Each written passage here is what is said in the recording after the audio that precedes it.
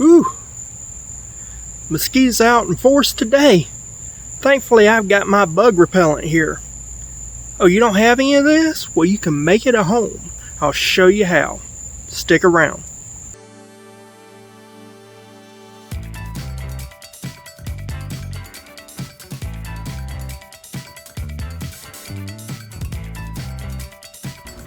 First off, I'm going to start with a half-gallon container. So I've got a half-gallon mixing jug here that I just picked up from Walmart, and it has everything in milliliters, and then on the other side it has it in ounces. So it goes up to 64 ounces, which is roughly about 2,000 milliliters.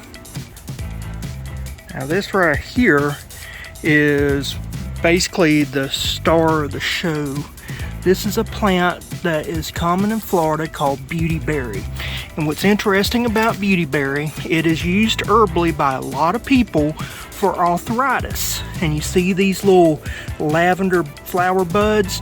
There will be flowers going down all the way down the stem. You can see right here on this plant that it's starting to get flowers going down the stems. And it produces lavender berries that are gorgeous. And people will make jellies and stuff, and they use it for arthritis. And they also use it because it makes good jelly. But what I'm going to do is I'm going to take these leaves, which are known to repel mosquitoes and other biting bugs, and I'm going to fill this container up with as much beautyberry leaves as I can. One of the things I will say is try not to strip off as many leaves as you got. Instead, just go from plant to plant to plant, because these plants will need leaves to produce these berries. And you see how these balls are forming here, here, and here, and this will continue down the stem, and it needs a lot of energy. So, we're doing damage. Be respectful of nature.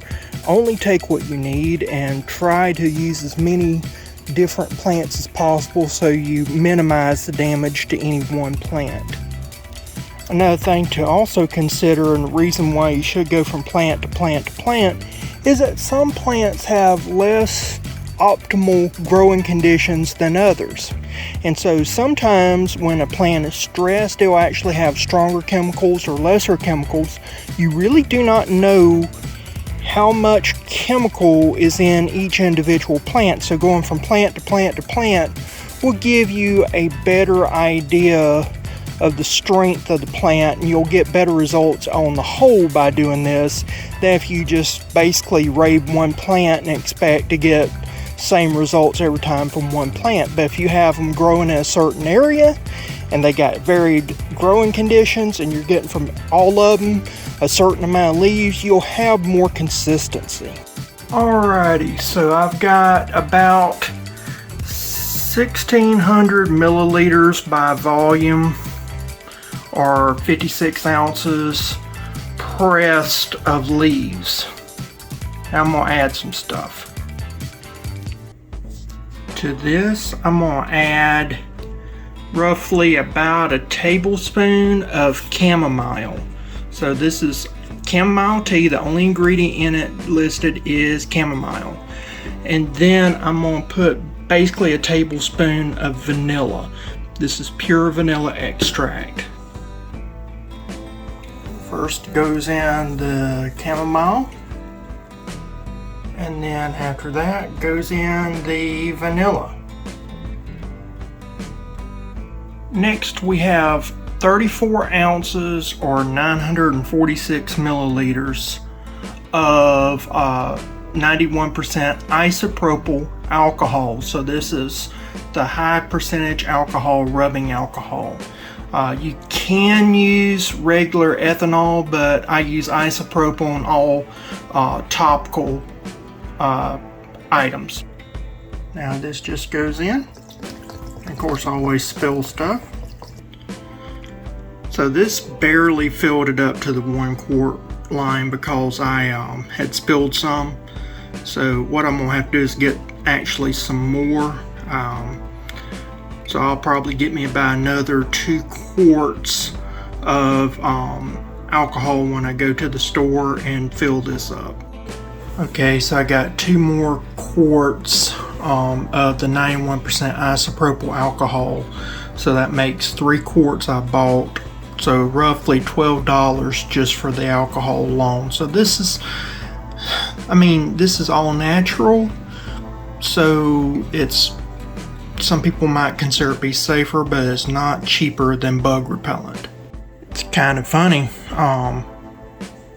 One was less than a quart, and the second one almost filled it all the way to the top. It's crazy how these things work.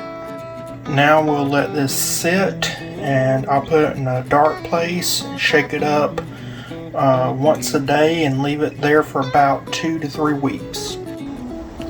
It's been a little over 2 weeks now. The alcohol has extracted all that it can of the herbs. Now it's time to strain this off, and I'm going to put this liquid into this empty alcohol bottle. So I won't show that, but we'll go from there.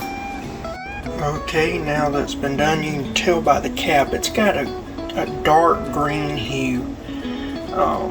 So what I did is I went to Walmart and I bought, in the travel section, they have these what they call fingertip sprayers.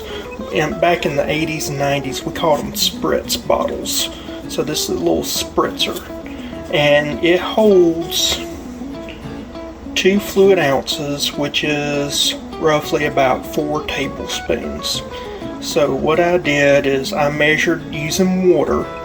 I measured out what 2 tablespoons was, and I did a fill line of 2 more tablespoons. And so now what I'm going to do is fill this halfway so you can see that, and then I'll add water.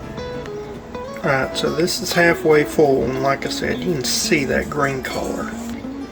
Again, this is extremely dark. This is diluted at 50%. If you wanted to, you could dilute this even more. However, as you dilute it, your ability to get results will fail increasingly. So your percentages of success are better at 50%, even though this means that you probably wouldn't want to spray this on any of your clothing that might stain. So this just be for your skin, your arms, any exposed areas. But this right here is great for keeping mosquitoes at bay.